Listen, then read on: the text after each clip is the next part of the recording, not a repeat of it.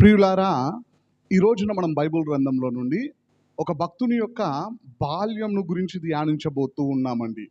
చూడండి, మనం బైబిల్ గ్రంథంలో జాగ్రత్తగా ధ్యానించినట్లయితే యేసుక్రీస్తు ప్రభువారి జీవితం గురించి బైబిల్ గ్రంథంలో ఎక్కువగా వివరించినట్లుగా మనకు కనిపిస్తూ ఉంటుంది. దాదాపుగా 89 అధ్యాయాల్లో వివరించినట్లుగా మనకు 4 సువార్తలలో కనిపిస్తూ ఉంటుంది.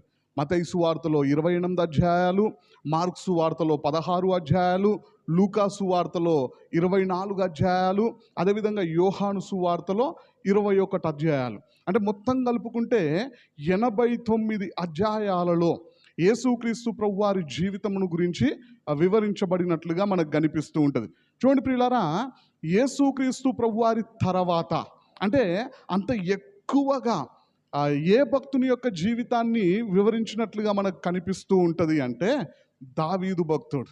ఆయన గురించి దాదాపుగా 45 అధ్యాయాలలో వివరించినట్లుగా మనకు బైబిల్ గ్రంథంలో కనిపిస్తూ ఉంటుందండి.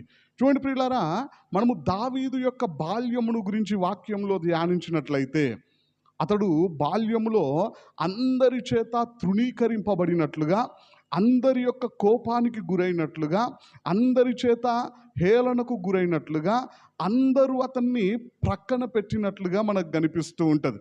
అంతేకాకుండా మనం జాగ్రత్తగా యూదుల చరిత్ర పుస్తకమైనటువంటి తాల్మూదులో గనక మనం ధ్యానించినట్లయితే అందులో దావీదు యొక్క బాల్యములో ఆయన ఎంతగా తృణీకరింపబడ్డాడో, అందరి చేత ఎంతగా ఇబ్బంది పడ్డాడో, అతడు చనిపోతే బాగుండును అని చెప్పేసి ఎంతమంది కోరుకున్నారో ఆ యొక్క తాల్మూదులో చాలా స్పష్టంగా వివరించడం జరిగినదండి. అయితే ఈ రోజున నేను ఆ యొక్క తాల్మూదు నుండి కాకుండా బైబిల్ గ్రంథంలో నుండి కొన్ని ఆధారాలను చూపించబోతూ ఉన్నాను.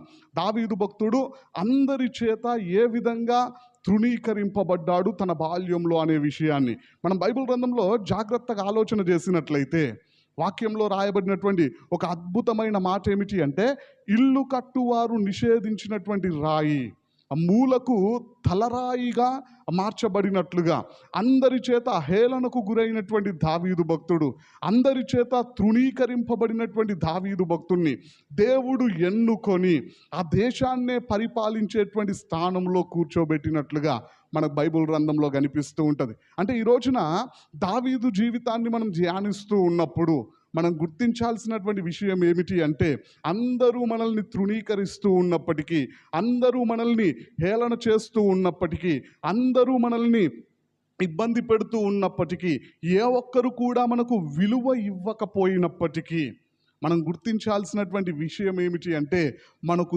దేవుడు విలువిస్తూ ఉన్నాడు. దేవుడి చేత ఏర్పరచబడినటువంటి వారం మనం. అందరూ మనల్ని ప్రేమించకపోయినా దేవాది దేవుడు అందరికంటే ఎక్కువగా మనల్ని ప్రేమిస్తూ ఉన్నాడు, మనల్ని పట్టించుకుంటూ ఉన్నాడు, మన గురించే ఆలోచన చేస్తూ ఉన్నాడు, మనల్ని ఉన్నతమైన స్థానంలో కూర్చోబెట్టాలి అని దేవుడు ఆశపడుతూ ఉన్నాడు. ప్రాముఖ్యంగా నిత్యానందంలోనికి ఆ యొక్క పరలోకంలోనికి మనల్ని చేర్చాలి అని చెప్పేసి దేవుడు ఆశపడుతూ ఉన్నాడు. చూడండి ప్రియులారా, దావీదు యొక్క బాల్యంలో జరిగినటువంటి కొన్ని విషయాల్ని మనం త్వరగా ధ్యానించినట్లయితే మొదటి విషయము, దాదాపుగా దావీదు భక్తుడు 10 నుండి 15 సంవత్సరాల ప్రాయంలో ఉన్నప్పుడు ఆయన జీవితంలో జరిగినటువంటి ఒక అద్భుతమైన విషయం ఏమిటి అంటే వాక్యంలో రాయబడిన చూడండి, సమూయేలు మొదటి గ్రంథము 17వ అధ్యాయము 34వ వచనం నుండి మనం ధ్యానించినట్లయితే, అందుకు దావీదు సౌలుతో ఇట్లనెను, మీ దాసుడనైన నేను నా తండ్రి యొక్క గొర్రెలను కాయుచుండా సింహమును ఎలుగుబంటియును వచ్చి మందలో నుండి ఒక గొర్రె పిల్లను ఎత్తుకొని పోవుచుండగా నేను దానిని తరిమి చంపి దాని నోట నుండి నా గొర్రెను విడిపించి తిని, అది నా మీదికి రాగా దాని గడ్డము పట్టుకొని దానిని కొట్టి చంపి తిని అని చెప్పేసి రాయబడినది. ఇక్కడ మనం జాగ్రత్తగా ధ్యానించినట్లయితే ఈ సందర్భం దాదాపుగా మనందరికీ తెలిసినటువంటి సందర్భమే. గొల్యాతు స్వరము విని ఇజ్రాయేలీలందరూ భయపడుతూ ఉన్నప్పుడు, గొల్యాతును చూసి అందరూ పరుగులు తీస్తూ ఉన్నటువంటి తరుణంలో తన అన్నల యొక్క క్షేమ సమాచారాన్ని తెలుసుకోవడానికి ఆ యొక్క యుద్ధ భూమిలోనికి అడుగుపెట్టాడు దావీదు భక్తుడు. అప్పుడు గొల్యాతు మాట్లాడుతున్నటువంటి మాటలు విని దేవుని పక్షమున రోషముగా నిలబడి నేను పోరాడుతాను అని చెప్పేసి ముందుకొచ్చినట్లుగా మనకు కనిపిస్తూ ఉంటుంది. ఆ మాటలు వారి చెవున వీరి చెవున పడి చిట్ట చివరికి రాజుకు కూడా తెలియజేయబడ్డట్లుగా మనకు కనిపిస్తూ ఉంటుంది. అప్పుడు సౌలు రాజు పిలుచుకొని దావీదు భక్తునితో మాట్లాడుతూ ఉంటాడు, అయ్యా నీవు అతనితో పోరాడడానికి నీకు శక్తి సరిపోదు, నీకు ఉన్నటువంటి బలము సరిపోదు.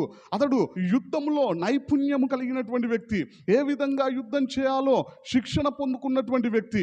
నీకు ఎలాంటి శిక్షణ లేదు, ఎలాంటి అభ్యాసము కూడా లేదు, నువ్వు పోరాడి విజయాన్ని సాధించలేవు అని చెప్పేసి నిరుత్సాహపరిచే ప్రయత్నం చేసినప్పుడు దావీదు భక్తుడు దేవుడు దావీదు ద్వారా జరిగించినటువంటి కార్యాలను వివరిస్తూ మాట్లాడుతూ ఉన్నాడు. అయ్యా నీ దాసుడనైన నేను నా తండ్రి యొక్క గొర్రెలను కాస్తూ ఉన్నప్పుడు సింహము వచ్చింది, మరొక సందర్భంలో ఎలుగుబంటి వచ్చింది, నా మందలో నుండి ఒక గొర్రె పిల్లను ఎత్తుకొని వెళ్తూ ఉన్నప్పుడు నేను విడిచిపెట్టలేదు. ఒక గొర్రె పిల్లని ఎత్తుకొని వెళ్ళింది కదా అని చెప్పేసి నేను వదిలిపెట్టలేదు.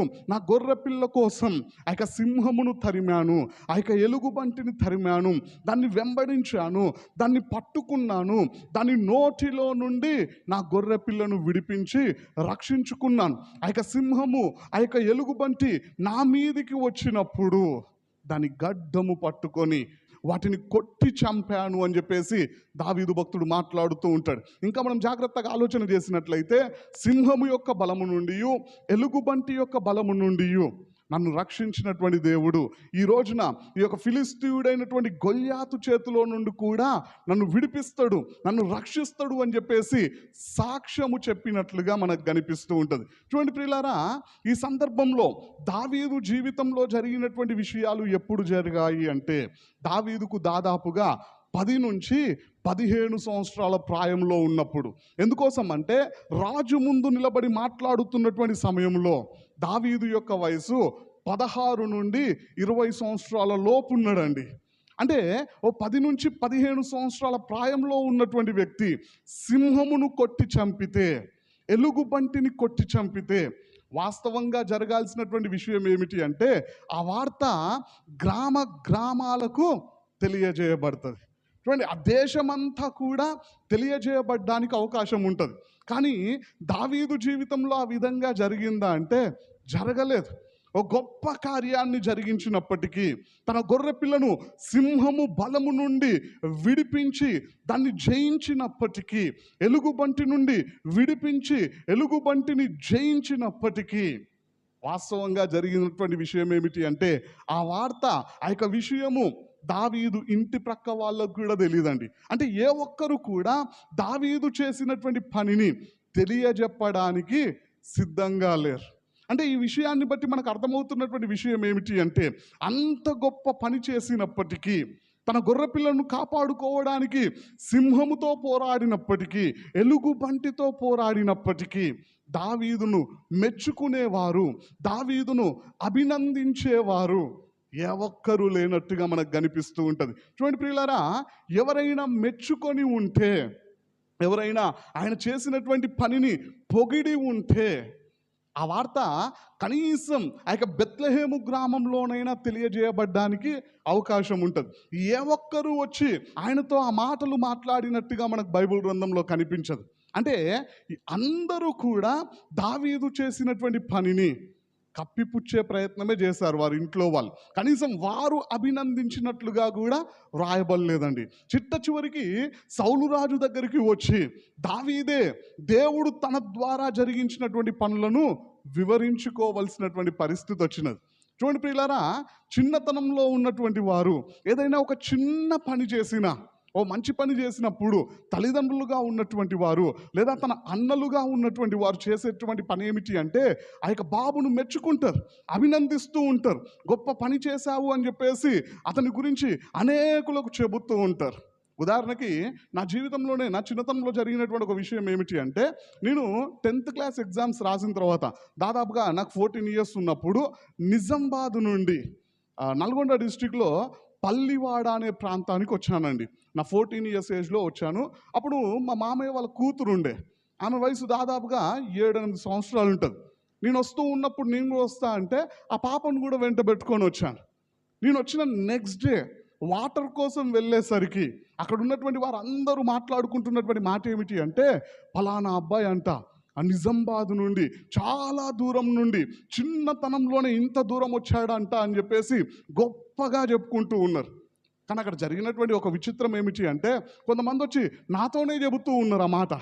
ఒక ఆయన అంటే అక్కడి నుండి ఇక్కడికి వచ్చాడంట అని, వచ్చిందే నేను. చూడండి, అదేమి గొప్ప విషయము కాదు. ఆ బస్ మీద ఉన్నటువంటి పేర్లు చూసి బస్సు ఎక్కి రావడం పెద్ద గొప్ప విషయం అయితే కాదు. కాకపోతే చిన్నతనంలో వచ్చాను కాబట్టి వారందరూ కూడా గొప్పగా మాట్లాడుకున్నారు. మా అమ్మ చర్చికి వచ్చినటువంటి వారికి చెప్పేసరికి వారు ఊరంతా ప్రచారం చేసేసినారు. రాత్రికి రాత్రే తెల్లారేసరికి అందరూ అదే మాటని మాట్లాడుతూ ఉన్నారు. చూడండి ప్రియులారా, తన గొర్రె పిల్ల కోసం సింహముతో పోరాడాడు, అది మామూలు విషయం కాదు. తన గొర్రె పిల్ల కోసం ఎలుగుబంటితో పోరాడాడు, అది కూడా మామూలు విషయం కాదు. వాటి నుండి తన గొర్రె పిల్లను కాపాడుకున్నాడు, వాటిని జయించాడు, వాటిని కొట్టి చంపాడు. కానీ ఎవరైనా అభినందించారా అంటే, ఎవరైనా ప్రశంసించారా అంటే, ఎవరైనా మెచ్చుకున్నారా అంటే, మెచ్చుకున్నవారు కనీసం ఒక్కరు కూడా లేరు. అంటే ఈ విషయాన్ని బట్టి మనకు అర్థమవుతున్నటువంటి విషయం ఏమిటి అంటే, దావీదు భక్తుడు తన బాల్యములో అందరి చేత తృణీకరింపబడుతూ ఉన్నాడు. గొప్ప పనులు చేస్తూ ఉన్నప్పటికీ, దేవుడు చిన్నతనం నుండే గొప్ప కార్యాలు జరిగిస్తూ ఉన్నప్పటికీ అందరి యొక్క హేళనకు, అందరి యొక్క తిరస్కారానికి గురైనట్లుగా మనకు కనిపిస్తూ ఉంటుంది. చూడండి ప్రియులారా, ఒకవేళ అలాంటి స్థితిలో మనము కూడా ఉన్నట్లయితే, మనం మన కుటుంబాల కోసం ఎంత ప్రయాసపడుతూ ఉన్నా, ఎంత ఇబ్బంది పడుతూ ఉన్నా, ఎంత కష్టపడుతూ ఉన్నా, ఏ ఒక్కరు కూడా మన కష్టానికి విలువ ఇవ్వకుండా ఉన్నట్లయితే, మన ప్రయాసాన్ని గుర్తించకుండా ఉన్నట్లయితే, మనలను హేళనకు గురి చేస్తూ ఉన్నట్లయితే, మనలను బాధ పెట్టేవారుగా ఉన్నట్లయితే, మనం గుర్తించాల్సినటువంటి విషయం ఏమిటి అంటే, అందరూ దావీదు భక్తుణ్ణి మెచ్చుకోలేదు, అందరూ ఆయన చేసినటువంటి పనిని కప్పిపుచ్చే ప్రయత్నమే చేశారు. కానీ అలాంటి దావీదును దేవుడు ఏ విధంగా నిలబెట్టాడంటే, చూడండి, ఏ ఒక్కరూ మెచ్చుకొనని దావీదును దేశం మొత్తం మెచ్చుకునే విధంగా చేసినట్లుగా మనకు బైబిల్ గ్రంథంలో కనిపిస్తూ ఉంటుంది. 18వ అధ్యాయం 1 సమూయేలు గ్రంథము 6వ వచనం నుండి మనం ధ్యానించినట్లయితే, గొల్యాతును జయించి తిరిగి వస్తూ ఉన్నప్పుడు స్త్రీలందరూ కూడా పలికినటువంటి మాటలు ఏమిటి అంటే, 7వ వచనం నుండి రాయబడినాయి. ఆ స్త్రీలు ప్రతి గానములు చేయుచు వాయించుచు సౌలు 1000 కొలదియు దావీదు 10,000 కొలదియు శత్రువులను హతము చేసి రనిరి అని రాయబడినది. ఇక్కడ మనం ధ్యానించినట్లయితే సౌలు కంటే ఎక్కువగా దావీదును పొగుడుతున్నట్లుగా మనకు కనిపిస్తూ ఉంటుంది. ఆ క్రింది వచనాల్లో మనం జాగ్రత్తగా ధ్యానించినట్లయితే, అందుకే సౌలు రాజు దావీదు మీద కోపాన్ని పెంచుకున్నట్లుగా కూడా మనకు కనిపిస్తూ ఉంటుంది. చూడండి ప్రియులారా, ఎటువంటి దావీదును దేవుడు ఏ విధంగా నిలబెట్టాడు అంటే, అందరూ తిరస్కరిస్తూ ఉన్నప్పటికీ, ఏ ఒక్కరు అతన్ని పొగిడేవారు లేకపోయినప్పటికీ, దేవుడు దేశం మొత్తం దావీదు వైపు చూసి దావీదును పొగిడే విధంగా నిలబెట్టినట్లుగా మనకు బైబిల్ గ్రంథంలో కనిపిస్తూ ఉంటుంది. దేవుని నామానికి స్తోత్రం, హల్లెలూయా.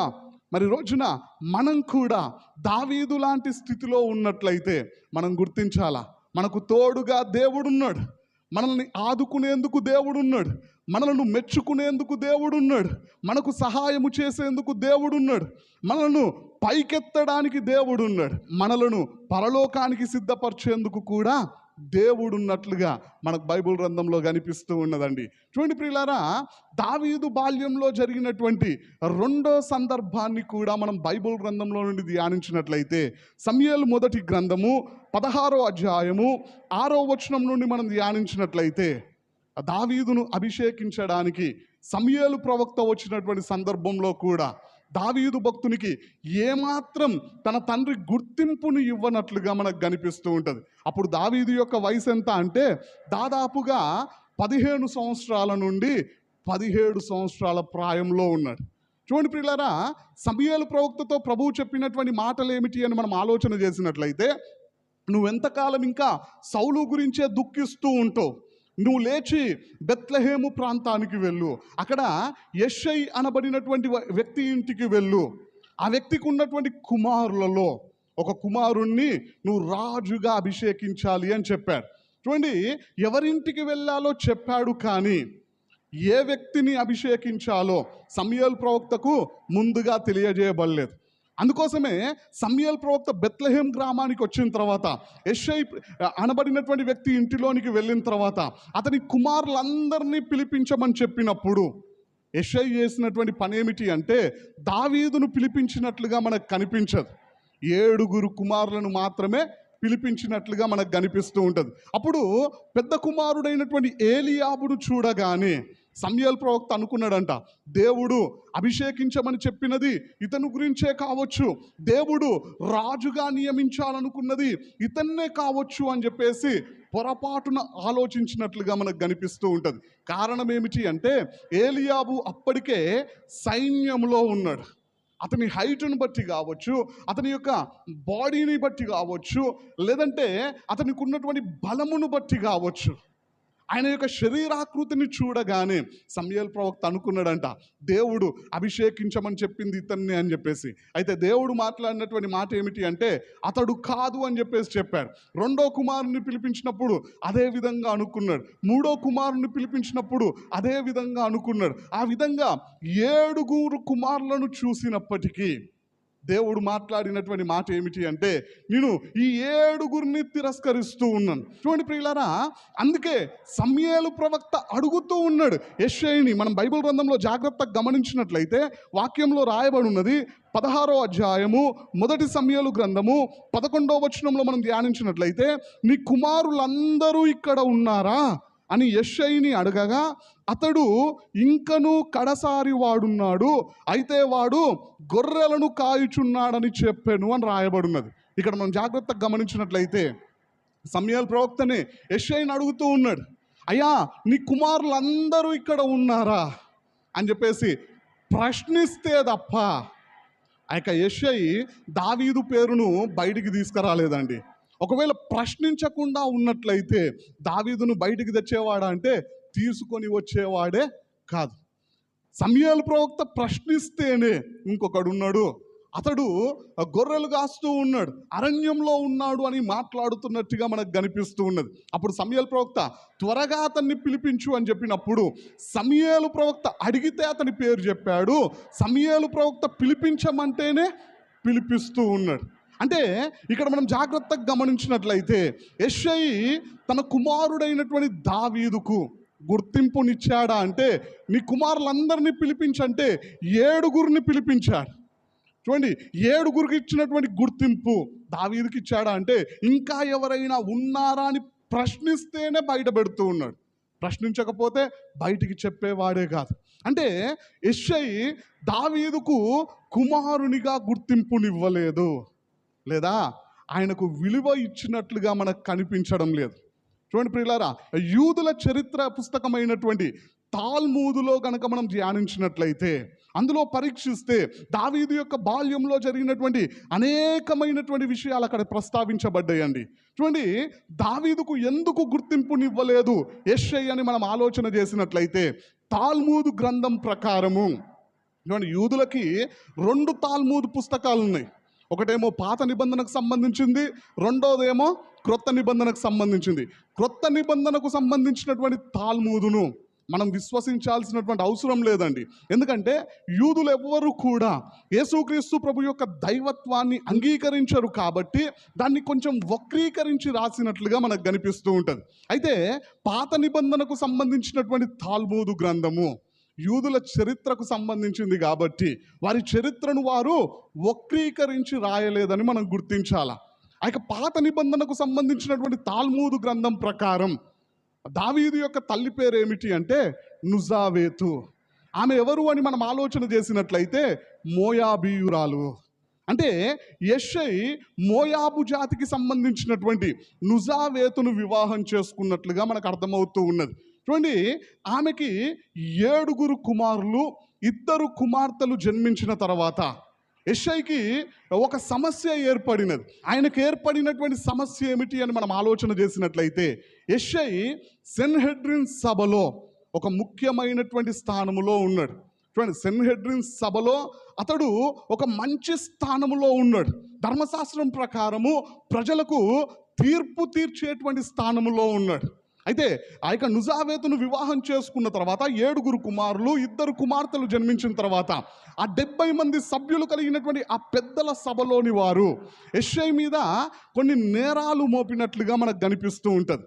ఏమిటి ఆ నేరాలు అని మనం ఆలోచన చేసినట్లయితే, ఇతడు ఒక యూదురాల్ని వివాహం చేసుకొనకుండా ఒక అన్యజాతికి సంబంధించినటువంటి స్త్రీని, ప్రాముఖ్యంగా చెప్పాలంటే ఒక మోయాబురాలిని వివాహం చేసుకున్నాడు. కాబట్టి ఇతన్ని ఈ స్థానంలో నుండి తొలగించాలి అని చెప్పేసి ఒక తీర్మానం చేసే ప్రయత్నము చేసినప్పుడు వారు యెషైని అడిగారంట, నీ భార్యను విడిచిపెడతావా, లేదంటే నువ్వు ఉన్నటువంటి ఈ గౌరవప్రదమైనటువంటి స్థానాన్ని విడిచిపెడతావా అంటే యెషై ఇంటికి వచ్చి తన భార్యతో మాట్లాడి వారిద్దరూ కలిసి తీసుకున్నటువంటి తీర్మానం లేదా నిర్ణయం ఏమిటి అంటే, మన ఇద్దరం వేరుగా ఉందాం, నేను మరొక యూదురాల్ని వివాహం చేసుకుంటాను అని చెప్పేసి భార్యాభర్తలు ఇద్దరు ఒకే మాట మీదకి వచ్చి నుజావేతును విడిగా ఉంచి ఆమెని ఇంట్లో నుండి పంపించకుండా తన ఇంట్లోనే ఓ పని మనిషిగా పెట్టుకున్నాడంట.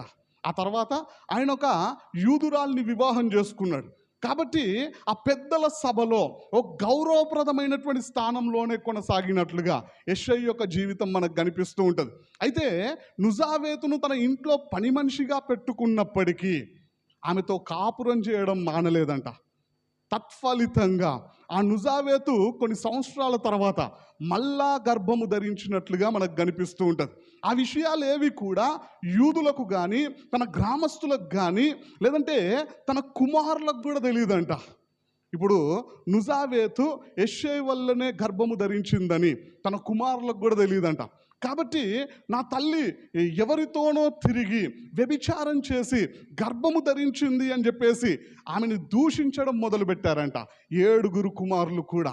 ఆమెను నిందించడం, ఆమెను అవమానించడం మొదలు పెడితే యెషై వారికి ఆ విధంగా చేయకూడదు అని చెప్పేసి బుద్ధి చెప్పే ప్రయత్నం చేశాడు. కానీ ఆమె గర్భము ధరించినది నా వల్లనే అని చెప్పేసి బహిరంగంగా చెప్పుకోలేకపోయాడు. ఎందుకంటే ఆ సెన్హెడ్రిన్ సభలో ఆయనకున్నటువంటి స్థానాన్ని తీసివేస్తారేమో అని చెప్పేసి, ఆయనకున్నటువంటి గౌరవం కోల్పోతాడేమో అని చెప్పేసి భయముతో ఏ ఒక్కరికి చెప్పలేకపోయాడు. చిట్ట చివరికి యెషై చేసినటువంటి పని ఏమిటి అంటే, ఆమె ప్రసవ దినములు ప్రారంభమైనప్పుడు ఆ యొక్క నుజావేతును దూరంగా పంపించి రహస్యంగా ఉంచినట్లుగా మనకు కనిపిస్తూ ఉంటుంది. ఆ తర్వాత దావీదును కన్న తర్వాత కొంతకాలానికి మరలా ఇంటిలోనికి తీసుకొని వచ్చినప్పటికీ తన అన్నలు దావీదును ప్రేమించేవారు కాదంట. దావీదును తమ తమ్ముడిగా ఒప్పుకునేవారు కాదంట. ఎవడికో పుట్టినవాడు అని చెప్పేసి అతని మీద చిన్నతనము నుండే కోపాన్ని పెంచుకున్నట్లుగా ఆ యొక్క తాల్మూద్ గ్రంథంలో మనకు కనిపిస్తూ ఉంటుంది. చూడండి ప్రియులారా, అందుకోసమే ఇప్పుడు దావీదు భక్తుడు నా కుమారుడే అని చెప్పేసి ఆయనకు ఆ గుర్తింపునిచ్చినట్లయితే యెషైకి జరిగేటువంటి ప్రమాదం ఏమిటి అంటే, ఆ సెన్హెడ్రిన్ సభలో నుండి ఆయన బయటికి వెళ్ళిపోవాలా, ఆయన తన స్థానాన్ని కోల్పోవలసినటువంటి ప్రమాదం ఉన్నది. అందుకే దావీదును దాచే ప్రయత్నం చేస్తూ ఉన్నాడు. యెషైకి దావీదు మీద ప్రేమ లేదా అంటే, ప్రేమ ఉన్నప్పటికీ దాన్ని బయట పెట్టలేకపోతూ ఉన్నాడు, ఆ ప్రేమని చూపించలేకపోతూ ఉన్నాడు. చూడండి ప్రియులారా, అంటే దావీదు యొక్క జీవితం ఏ విధంగా ఉన్నది అంటే, యెషై యొక్క కుమారుడిగా గుర్తింపు లేని జీవితం, విలువ లేనటువంటి జీవితం, తండ్రి ప్రేమను కోల్పోయినటువంటి జీవితంలో దావీదు యొక్క బాల్యం ఉన్నట్టుగా మనకు కనిపిస్తూ ఉన్నది.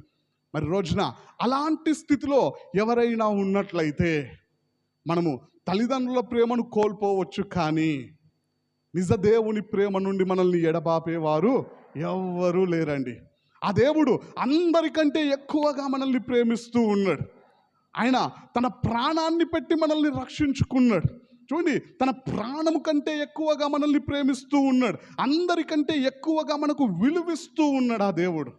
ఇక్కడ మనం జాగ్రత్తగా దావీదు యొక్క బాల్యమును ధ్యానించినట్లయితే, యెషై తన కుమారునికి ఇవ్వాల్సినటువంటి గుర్తింపును ఇవ్వలేని స్థితిలో ఉన్నాడు. సమూయేలు ప్రవక్త అడిగితే తప్ప చెప్పలేకపోయినాడు. దావీదు కూడా నా కుమారుడే, ఇంకొకడు ఉన్నాడు అని చెప్పేసి పిలిపించమని చెబితేనే తప్ప పిలిపించలేకపోయినాడు. నీ కుమారులను పిలిపించయ్యా అంటే 7 మాత్రమే ముందు నిలబెట్టినాడు. చూడండి, అంటే దావీదు భక్తుడు తన బాల్యములో తన గుర్తింపును కోల్పోయినట్లుగా, విలువను కోల్పోయినట్లుగా, అవమానాల గుండా వెళ్ళినట్లుగా మనకు కనిపిస్తూ ఉన్నది.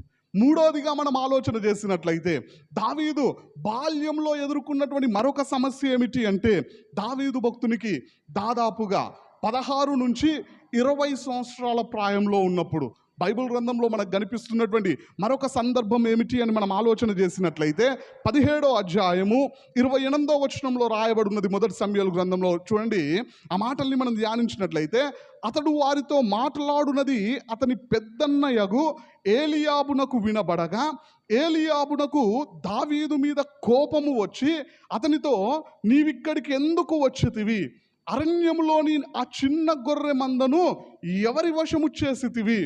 నీ గర్వమును నీ హృదయపు చెడుతనమును నేనెరుగుదును, యుద్ధము చూచుటకే కదా నీవు వచ్చితివనెను అని రాయబడినది. ఇక్కడ మనం జాగ్రత్తగా ధ్యానించినట్లయితే దావీదు భక్తుడు ఆ యొక్క ఫిలిస్తీన్లతో జరుగుతున్నటువంటి యుద్ధ భూమిలోనికి అడుగు పెట్టిన తర్వాత తన అన్నల యొక్క క్షేమ సమాచారాన్ని తెలుసుకొని రావడానికి, అక్కడ గొల్యాతు మాట్లాడుతున్నటువంటి మాటలు విన్నప్పుడు అతడు దేవుని పక్షమున నిలబడుతూ రోషముతో ఆ యొక్క గొల్యాతుతో పోరాడడానికి సిద్ధపడుతున్నటువంటి తరుణంలో, ఆ యుద్ధ భూమిలో ఉన్నప్పుడు ఏలీయాబు వచ్చేసి దావీదు భక్తునితో మాట్లాడుతున్నటువంటి మాటలు ఏమిటి అని మనం ఆలోచన చేసినట్లయితే, నువ్వు ఇక్కడికి ఎందుకు వచ్చినావు? నీకు అప్పగించినటువంటి ఆ యొక్క చిన్న గొర్రె మందను నువ్వేం చేశావు? అసలు నువ్వు యుద్ధాన్ని చూడ్డానికే ఇక్కడికి వచ్చావని చెప్పేసి కోపగించుకున్నట్లుగా మనకు కనిపిస్తూ ఉన్నది. చూడండి ప్రియులారా, ఇదే సందర్భంలో దావీదు భక్తుడు మాట్లాడినటువంటి మాటలు ఏ విధంగా ఉన్నాయని మనం ఆలోచన చేసినట్లయితే 22వ వచనంలో రాయబడినది, దావీదు తాను తెచ్చిన వస్తువులను సామాగ్రిని కనిపెట్టు వారి వశము చేసి పరిగెత్తిపోయి సైన్యంలో చొచ్చి కుశల ప్రశ్నలు తన సహోదరులను అడిగిండంట. పరిగెత్తుకొని వెళ్ళినాడు. నేనున్నది యుద్ధ భూమి కదా అని చెప్పేసి కూడా ఆలోచించలే. యుద్ధ భూమిలో పరిగెడుతూ ఉంటే అసలు యుద్ధ భూమిలో జరిగేటువంటి పరిస్థితులు ఏ విధంగా ఉంటాయంటే, శత్రువులు వీరు సైనికులా కాదా అని చూడరు. వీరు తన అన్నల క్షేమ సమాచారాన్ని తెలుసుకోవడానికి వచ్చినటువంటి సామాన్య ప్రజలా అని చూడరు. యుద్ధ భూమిలో ఎవరు కనిపిస్తే వారిని, ఎవరు దొరికితే వారిని కనీసం ఆలోచించకుండా చంపేస్తారు. అంటే ప్రాణాలు పోయే పరిస్థితులు ఉన్నప్పటికీ పరిగెత్తుకొని వెళ్ళిండంట. మీరు ఎలా ఉన్నారు? మీకు మరి ఆహారం సమృద్ధిగా ఉన్నదా? మీ యొక్క పరిస్థితులు ఏమిటి అని చెప్పేసి తన సహోదరుల క్షేమ సమాచారాన్ని తెలుసుకుంటూ ఉన్నాడు. అంటే దావీదు భక్తునికేమో తన అన్నల మీద ప్రేమ ఉన్నప్పటికీ, అన్నలేమో నా తమ్ముడు యుద్ధ భూమిలో ఉన్నాడు కదా, ఏదైనా చిన్న పొరపాటు జరిగితే ప్రాణాలు పోయే పరిస్థితులు ఉన్నాయి కదా అని చెప్పేసి అతను నా విధంగా మందలించడం లేదు. నువ్వెందుకు వచ్చావు? నీకు అప్పగించినటువంటి గొర్రె మందని ఏం చేశావు? నువ్వు యుద్ధం చూడడానికి ఇంత దూరం ఎందుకు వచ్చావు అని చెప్పేసి కోపాన్ని చూపించినట్లుగా. ఇంకా మనం జాగ్రత్తగా గమనించినట్లయితే అన్నల యొక్క శత్రుత్వానికి కూడా గురైనాడు దావీదు భక్తుడు. నేను ఇంతకుముందే చెప్పాను కదా, యూదుల చరిత్ర పుస్తకమైనటువంటి తాల్మూద్లో రాయబడినటువంటి మాటలు ఏమిటి అంటే, నుజావేతు తన తండ్రి ద్వారానే గర్భము ధరించిందని చెప్పేసి 7 అన్నల్లో ఏ ఒక్కరికి తెలియదు. కాబట్టి దావీదు మీద చిన్నతనం నుండే కక్షను పెంచుకున్నారు, పగను పెంచుకున్నారు. వీరు చస్తే బాగుండును అనుకుంటూ ఉన్నారు. అందుకే చిన్న వయసులోనే అరణ్యంలోనికి పంపించేసారు గొర్రెపిల్లల్ని ఇచ్చేసి. ఎందుకోసం అంటే అరణ్యంలోనికి వెళ్తే క్రూర జంతువుల బారిన పడి వీడు చచ్చిపోతాడు, దరిద్రం పోతుంది, వాడు చస్తేనే బాగుంటుంది అని చెప్పేసి అన్నలు అనుకుంటూ ఉన్నారు. అంటే చిన్నతనము నుండి తన అన్నల యొక్క శత్రుత్వానికి గురైనట్లుగా, కోపానికి గురైనట్లుగా. ఇంకా మనం జాగ్రత్తగా గమనించినట్లయితే తన అన్నలే ఆ దావీదు భక్తుణ్ణి అసహ్యించుకుంటూ ఉన్నట్లుగా మనకు కనిపిస్తూ ఉన్నది. యుద్ధ భూమిలో ఉన్నాడు కదా, ఏదైనా పొరపాటు జరిగితే నా తమ్ముడి ప్రాణాలు పోతాయి కదా అని చెప్పేసి ఆలోచించడం లేదు. ఆ యుద్ధ భూమిలో కూడా కోపాన్నే చూపిస్తూ ఉన్నట్లుగా ఏలియా పరిస్థితి మనకు కనిపిస్తూ ఉంటుంది. చూడండి, తన అన్నలు తనని ఏ విధంగా చూస్తూ ఉన్నారో దావీదు భక్తుడు ఒక కీర్తనలో వివరించాడు. ఆ మాటల్ని కూడా మనం జాగ్రత్తగా ధ్యానించినట్లయితే వాక్యంలో రాయబడి ఉన్న చూడండి, 69వ కీర్తన 8వ వచనంలో మనం ధ్యానించినట్లయితే, నా సహోదరులకు నేను అన్యుడనైతిని, నా తల్లి కుమారులకు పరుడనైతిని అని రాయబడినది. ఇక్కడ దావీదు భక్తుడు మాట్లాడుతున్నటువంటి మాట ఏమిటి అంటే, నా సొంత సహోదరులకే. దావీదు భక్తుడు ఏ విధంగా ఉన్నాడంటే ఒక అన్యుడిగా ఉన్నాడంట. నా తమ్ముడు అని చెప్పేసి ప్రేమను చూపించలేడు. వాళ్ళంట ఒక పరాయి వాడిని చూసినట్లుగా, ఒక అన్యుణ్ణి చూసినట్లుగా, ఒక ఇతర దేశస్తుని చూసినట్లుగా దావీదు భక్తుని చూస్తూ ఉన్నారంట. ఆయన తల్లి కుమారులకు పరుడిగా ఉన్నాడంట. ఎవరో తెలియనటువంటి వ్యక్తిగా, లేదంటే ప్రక్కింటి వ్యక్తిగా ఉన్నాడంట. కానీ సొంత తమ్ముడిగా వారు అంగీకరించలేని స్థితిలో ఉన్నారంట. చూడండి, కారణం ఏంటిది అంటే ఆ దావీదు భక్తుడు కూడా తన తండ్రి ద్వారానే జన్మించాడు అని వారికి తెలియకపోవడమే. తత్ఫలితంగా చిన్నతనము నుండి కోపాన్ని పెంచుకున్నారు, చిన్నతనము నుండి ద్వేషాన్ని పెంచుకున్నారు, చిన్నతనము నుండి పగను పెంచుకొని చిన్నతనము నుండే దావీదు భక్తుడు చస్తే బాగుంటుంది అని చెప్పేసి ఆలోచనకు వచ్చినట్లుగా మనకు కనిపిస్తూ ఉంటుంది. చూడండి ప్రియులారా, ఇదే పరిస్థితుల్లో యోసేపు కూడా ఉన్నట్లుగా మనకు బైబిల్ గ్రంథంలో కనిపిస్తూ ఉంటుంది. యోసేపు భక్తుడు ఏ పొరపాటు చేయకపోయినా తండ్రి ఎక్కువగా ప్రేమించడం మూలంగా అన్నల దృష్టిలో మరి చిన్న చూపు చూడబడ్డాడు. అంతేకాకుండా అన్నల యొక్క కోపానికి గురైనాడు. అన్నలే బానిసగా అమ్మేసే పరిస్థితికి వచ్చినారు. చూడండి, చంపాలనుకున్నారు, తర్వాత అమ్మేసినారు. చూడండి, అన్నల యొక్క కోపానికి గురైనటువంటి యోసేపు భక్తుణ్ణి దేవుడు విడిచిపెట్టలే, ఐగుప్తు దేశానికి ప్రధానిగా నిలబెట్టాడు. ఇక్కడ మనం జాగ్రత్తగా గమనించినట్లయితే అన్నల యొక్క పగకు, ద్వేషానికి, కోపానికి, అసహ్యానికి గురైనటువంటి దావీదు భక్తుణ్ణి కూడా దేవుడు విడిచిపెట్టలే. ఇజ్రాయెల్ దేశం మీద రాజుగా దేవుడు నిలబెట్టాడు. దేవుడి నామానికి స్తోత్రం, హల్లెలూయా. చూడండి ప్రియులారా, నాలుగోదిగా మనం ఆలోచన చేసినట్లయితే దావీదు భక్తునికి దాదాపుగా 19 నుండి 30 సంవత్సరాల ప్రాయంలో ఉన్నప్పుడు, అంటే ఆ మధ్య కాలంలో జరిగినటువంటి పరిస్థితులు ఏమిటి అని కూడా మనం ఆలోచన చేసినట్లయితే వాక్యంలో ఆ మాటలు కూడా రాయబడి ఉన్నాయి. చూడండి, 1 సమూయేలు గ్రంథము 18వ అధ్యాయము 8-9 వచనాలని మనం ధ్యానించినట్లయితే ఆ మాటలు సౌలునకు ఇంపుగా నుండనందున అతడు బహుగా కోపము తెచ్చుకొని, వారు దావీదునకు 10,000 కొలది అనియు నాకు 1,000 కొలది అనియు స్తుతులు పాడిరే, రాజ్యము తప్ప మరి ఏమి అతడు తీసుకొనగలడు అనుకొనెను. కాబట్టి నాట నుండి సౌలు దావీదు మీద విషపు చూపు నిలిపెను అని రాయబడినది. ఇక్కడ మనం జాగ్రత్తగా గమనించినట్లయితే గొల్యాతును జయించి తిరిగి వస్తూ ఉన్నప్పుడు ఆ యొక్క దావీదును, సౌలును ఎదుర్కోవడానికి వచ్చినటువంటి స్త్రీలందరూ కూడా దావీదునకు 10,000 కొలది అనియు సౌలునకు 1,000 కొలది అనియు స్తుతులు పాడారు. వాస్తవం ఏంటిది అంటే ఆ 1,000 కొలది అని కూడా స్తుతులు పాడాల్సినటువంటి అవసరం లేదు. ఎందుకు లేదు అంటే అక్కడ పోరాడింది దావీదే, యుద్ధము చేసింది దావీదే, విజయం తీసుకొని వచ్చింది కూడా దావీదే. మరి సౌలు ఏం చేసిండు అంటే పోరాడాల్సినటువంటి వ్యక్తి పారిపోతూ ఉన్నాడు, పోరాడాల్సినటువంటి వ్యక్తి భయపడుతూ ఉన్నాడు, పోరాడాల్సినటువంటి వ్యక్తి కృంగిపోతూ ఉన్నాడు, పోరాడాల్సినటువంటి వ్యక్తి, ముందు నిలబడాల్సినటువంటి వ్యక్తి నేను వెళ్ళి పోరాడుతా అంటే దావీదును నిరుత్సాహపరిచే ప్రయత్నం చేసినాడు. అలాంటి స్థితిలో ఉన్నటువంటి సౌలునకు 1,000 కొలది అని స్తుతులు పాడినప్పటికీ కోపం వచ్చేసిందంట. రాజ్యం తప్ప ఇంకేం తీసుకుంటాడు అని చెప్పేసి ఆ రోజు నుండే దావీదు మీద పగను పెంచుకున్నాడంట, కుళ్ళును పెంచుకున్నాడంట.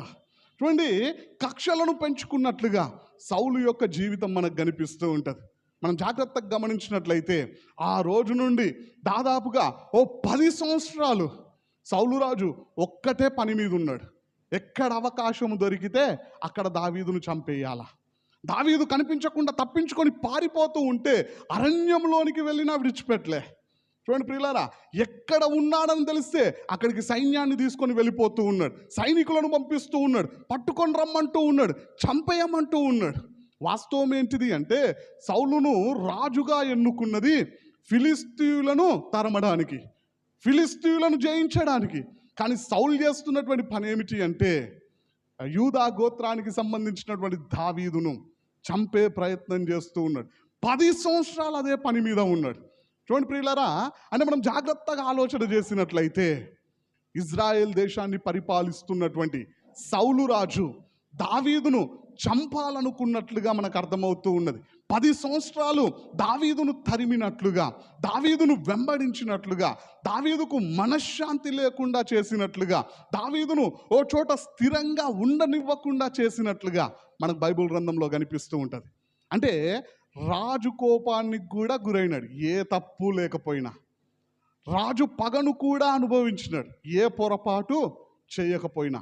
మంచి చేసి కీడును పొందుకున్నాడు దావీదు భక్తుడు.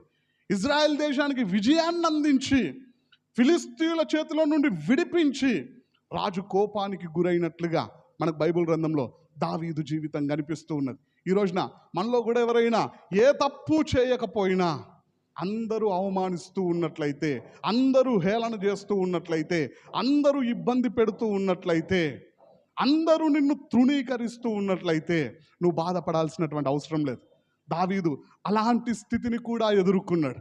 దేవుడు దావీదును విడిచిపెట్టాడా అంటే విడిచిపెట్టలే. ఉన్నతమైనటువంటి స్థానంలో నిలబెట్టాడు, రాజుగా అభిషేకించి నిలబెట్టాడు. చూడండి ప్రియులారా, మనము తప్పు చేసి ఒకవేళ శిక్షను అనుభవిస్తూ ఉన్నట్లయితే అది భరించాల్సిందే. అది మన మేలు కోసం కాదు. ఆ శిక్ష మనం తప్పు చేశాం కాబట్టి శిక్షింపబడుతూ ఉన్నాం, మనం తప్పు చేశాం కాబట్టి తృణీకరింపబడుతూ ఉన్నాం, మనం తప్పు చేశాం కాబట్టి నిందిస్తూ ఉన్నారు. దాంట్లో గొప్పతనం ఏమీ లేదు, దానివల్ల వచ్చే ప్రయోజనం కూడా ఏమీ ఉండదు. ఇంకా శిక్షనే అనుభవించడానికి అవకాశం ఉంటుంది. కాబట్టి మనం ఒకవేళ తప్పు చేయకుండా శిక్షించబడుతూ ఉన్నట్లయితే, తప్పు చేయకుండా మనల్ని కోపగించుకుంటూ ఉన్నట్లయితే, తప్పు చేయకుండా మనలను తృణీకరిస్తూ ఉన్నట్లయితే, దావీదును దేవుడు విడిచిపెట్టలే, నిన్ను కూడా దేవుడు విడిచిపెట్టాడు. చూడండి ప్రియులారా, దావీదు బాల్యములో ఈ విధంగా చెప్పుకుంటే ఎన్నో అవమానాలను ఎదుర్కొన్నట్లుగా, ఎన్నో ఇబ్బందులను ఎదుర్కొన్నట్లుగా మనకు కనిపిస్తూ ఉంటుంది. చివరిగా మరొక సందర్భాన్ని కూడా మనం ధ్యానించినట్లయితే, అప్పుడు దావీదు చేసినటువంటి పని ఏమిటి అంటే, సౌలు రాజు అతన్ని తరుముతూ ఉన్నప్పుడు సౌలు రాజు చేతిలో నుండి తప్పించుకునే ప్రయత్నంలో దావీదు భక్తుడు 27వ అధ్యాయం 1 సమూయేలు గ్రంథంలో ఒక నిర్ణయం తీసుకున్నాడు. మనం జాగ్రత్తగా గమనించినట్లయితే దావీదు చేసినటువంటి పొరపాటు కూడా ఆ నిర్ణయమేనండి. 26వ అధ్యాయం దాకా దావీదు భక్తుడు స్థిరంగా దేవునితో ఉన్నాడు, దేవుని యందు నమ్మిక ఉంచినాడు, దేవుని యందు స్థిరమైనటువంటి జీవితాన్ని కలిగి జీవించినట్లుగా మనకు కనిపిస్తూ ఉంటుంది. 27వ అధ్యాయంలో సౌలు ఏదో ఒక రోజు నన్ను చంపుతాడేమో అనుకొని అతడంట ఫిలిస్తీయుల దేశంలోనికి వెళ్ళిపోయినాడంట. కనీసం దేవుణ్ణి ప్రార్థించకుండానే ఆ ఫిలిస్తీయుల దేశంలోనికి వెళ్ళినట్టుగా మనకు కనిపిస్తూ ఉంటుంది. దాదాపుగా 16 నెలలు అక్కడే గడిపినట్లుగా మనకు కనిపిస్తూ ఉంటుంది. చూడండి, అక్కడికి వచ్చేసిన తర్వాత దావీదు ఆలోచనలు ఏ విధంగా మారిపోయాయంటే, దేవునికి దగ్గరగా ఉన్నప్పుడు సౌలును దావీదు చేతికి అప్పగించిన దావీదు చంపకుండా విడిచిపెట్టేశాడు. దేవుని చేత అభిషేకింపబడినటువంటి వ్యక్తిని నిన్ను ముట్టను అని చెప్పేసి ఎన్నో మార్లు విడిచిపెట్టేసినట్లుగా మనకు కనిపిస్తూ ఉంటుంది. కానీ దేవునికి దూరమైన తర్వాత ఆయన ఉద్దేశాలు ఏ విధంగా మారిపోయాయంటే, ఫిలిస్తీయులందరూ ఇజ్రాయెల్ దేశం మీదకి, సౌలు మీదకి దండెత్తుకొని వెళ్తూ ఉన్నప్పుడు దావీదు కూడా వెళ్తూ ఉన్నాడంట వారితో పాటు. అంటే సౌలును చంపను అని చెప్పినటువంటి వ్యక్తి సౌలుతో యుద్ధం చేయడానికి, సౌలును ఓడించడానికి వీలు కుదిరితే సౌలును చంపడానికి వెళ్తూ ఉన్నాడంట. అయితే చిట్ట చివరికి ఫిలిస్తీయులు ఒప్పుకోలే దావీదు రాకని. చివరికి అతన్ని తిరిగి వెళ్ళిపోమన్నప్పుడు తిరిగి ఆ యొక్క ఫిలిస్తీయుల దేశంలోనికి, తానుంటున్నటువంటి స్థలంలోనికి వచ్చేసరికి అక్కడ జరిగినటువంటి పరిస్థితులు ఏమిటి అని మనం ఆలోచన చేసినట్లయితే, అమాలేకీయులు వచ్చేసి అక్కడ దావీదు భార్యలను, అంతేకాకుండా దావీదుతో వచ్చినటువంటి వారి భార్యలను, వారి కుమారులను, వారి కుమార్తెలందరినీ బానిసలుగా తీసుకొని వెళ్ళిపోయారంట. చూడండి, అక్కడికి వచ్చినటువంటి ప్రజలందరూ దావీదుతో పాటు అందరూ బహుగా దుఃఖించినట్లుగా మనకు కనిపిస్తూ ఉంటుంది. అప్పుడు దావీదు చుట్టూ ఉన్నటువంటి, దావీదు యొక్క క్షేమాన్ని కోరుకున్నటువంటి వారు, దావీదును నమ్మి వచ్చినటువంటి వారు మాట్లాడినటువంటి మాటలు ఏమిటి అని మనం ఆలోచన చేసినట్లయితే, 6వ వచనంలో రాయబడి ఉన్నది, దావీదు మిక్కిలి దుఃఖపడెను, మరియు తమ తమ కుమారులను బట్టి కుమార్తెలను బట్టి జనులకందరికీ ప్రాణము విసికినందున రాళ్ళు రువ్వి దావీదును చంపుదుము రండని వారు చెప్పుకొనగా, దావీదు తన దేవుడైన యెహోవాను బట్టి ధైర్యం తెచ్చుకున్నాడంట. దావీదు చుట్టూ ఉన్నటువంటి ప్రజలందరూ దావీదును నమ్మి వచ్చినటువంటి వారు, సౌలు రాజుకు వ్యతిరేకంగా నిలబడినటువంటి వారు, దావీదును కాపాడడానికి వీరు ప్రాణాలు ఇవ్వడానికి సిద్ధపడినటువంటి వారు. కానీ అమాలేకీయులు వచ్చేసి వారి భార్యలను, వారి కుమారులను, వారి కుమార్తెలను కొనిపోయారు అని తెలుసుకున్నప్పుడు బహుగా ఏడుస్తూ ఉన్నారంట. దావీదు కూడా బహుగా దుఃఖిస్తూ ఉంటే ప్రజలందరూ మాట్లాడుకున్నటువంటి మాట, రాళ్ళు తీసుకొని దావీదును కొట్టి చంపేద్దాం. వాస్తవం ఏంటంటే ఇక్కడ దావీదు ఏమైనా పొరపాటు చేశాడా అంటే ఏం చేయలేదు. అయినప్పటికీ దావీదు ఏ అన్యాయము చేయకపోయినా ఆయనను నమ్మినటువంటి వారే, దావీదు కూడా వారిని నమ్మాడు. నమ్మినటువంటి ప్రజలే మాట్లాడుతూ ఉన్నారు, రాళ్ళు తీసుకొని కొట్టి చంపేద్దాం ఇతన్ని అని చెప్పేసి. చూడండి ప్రియులారా, మనం నమ్మినటువంటి వారే మనల్ని మోసం చేస్తూ ఉన్నారా? ఇక్కడ దావీదు కూడా అలాంటి స్థితిని కూడా ఎదుర్కొన్నట్లుగా మనకు బైబిల్ గ్రంథంలో కనిపిస్తూ ఉన్నది. తనను నమ్మి వచ్చినటువంటి ప్రజలే రాళ్ళు తీసుకొని కొట్టి చంపేద్దామంటే దావీదంట దేవుణ్ణి బట్టి ధైర్యం తెచ్చుకున్నాడు. వాస్తవం ఏంటిది అంటే 16 నెలల నుండి ఆ ఫిలిస్తీయుల దేశంలోనికి వచ్చినప్పటి నుండి దేవునికి దూరంగా ఉంటున్నటువంటి దావీదు భక్తుడు దేవునికి ప్రార్థన చేసిన నెక్స్ట్ సెకండే దేవుడు జవాబిచ్చాడంట. అంటే దావీదు దేవునికి దూరం అయ్యాడు, కానీ దేవుడు దావీదుకి దూరం కాలేదు. ఈ రోజున మనం దేవునికి దూరం అవుతామేమో, కానీ దేవుడు మనకు దూరంగా, దేవుడు మనల్ని విడిచిపెట్టాడు. అందుకే వాక్యంలో రాయబడి ఉన్నది, నిన్ను విడువను, నిన్ను ఎడబాయను, చూడుము నా అరచేతుల మీదనే నిన్ను చెక్కి ఉన్నాను అని ప్రభు మాట్లాడుతూ ఉన్నాడు. దేవుడు ఎల్లప్పుడూ మన గురించే ఆలోచన చేస్తూ ఉన్నాడు. దేవుడు మనకు సహాయము చెయ్యాలనే ఆలోచన చేస్తూ ఉన్నాడు. చూడండి, దావీదు భక్తుడు తనను నమ్మినటువంటి ప్రజలు కూడా ఆయనను మోసం చేసే ప్రయత్నం చేశారు. రాళ్ళు తీసుకొని కొట్టి చంపేద్దామనే నిర్ణయానికి వచ్చినట్లుగా మనకు కనిపిస్తూ ఉన్నది.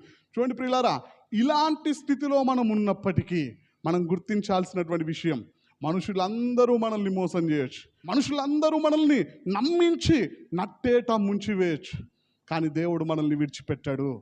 దేవుడు మనకు అన్యాయం చేసేవాడు కాదు. దేవుడు తన బిడ్డలను ఖచ్చితంగా రక్షిస్తాడు. మనం దేవునికి దూరంగా ఉంటామేమో, కానీ దేవుడు తన బిడ్డల్ని విడిచిపెట్టేవాడు కాదు అని చెప్పేసి దావీదు జీవితాన్ని దేవుడు మన ముందు పెట్టి నేర్పిస్తూ ఉన్నాడు. 16 నెలలుగా దేవునికి దావీదు భక్తుడు దూరంగా ఉన్నాడు. ప్రార్థించిన నెక్స్ట్ సెకండే దావీదుకు దేవుడు జవాబునిచ్చాడు. చూడండి ప్రియులారా, ఈ విధంగా చెప్పుకుంటూ పోతే దావీదు భక్తుడు తన బాల్యంలో ఎన్నో అవమానాలను, ఎన్నో నిందలను, ఎన్నో హింసలను, ఎన్నో ఇబ్బందులను, ఎన్నో తృణీకారాలను భరించినట్లుగా మనకు కనిపిస్తూ ఉంటుంది. వాక్యంలో రాయబడినటువంటి మాట, ఇల్లు కట్టువారు నిషేధించినటువంటి రాయిని మూలకు తలరాయిగా నిలబెట్టినట్లుగా అందరి చేత తృణీకరింపబడినటువంటి దావీదు భక్తుణ్ణి ఇజ్రాయెల్ దేశం మీద రాజుగా కూర్చుండబెట్టి ఆ ప్రజలను పరిపాలించే స్థానంలో నిలబెట్టినట్టుగా మనకు బైబిల్ గ్రంథంలో కనిపిస్తూ ఉంటుంది. అందరూ అతన్ని అణగద్రొక్కాలి అని చూస్తే, ఏ ఒక్కరు విలువివ్వకూడదు అని చూస్తే, అందరూ తృణీకరిస్తూ ఉంటే దేవుడు మాత్రం ఆయనను ఉన్నతమైన స్థానంలో నిలబెట్టినట్టుగా మనకు కనిపిస్తూ ఉంటుంది.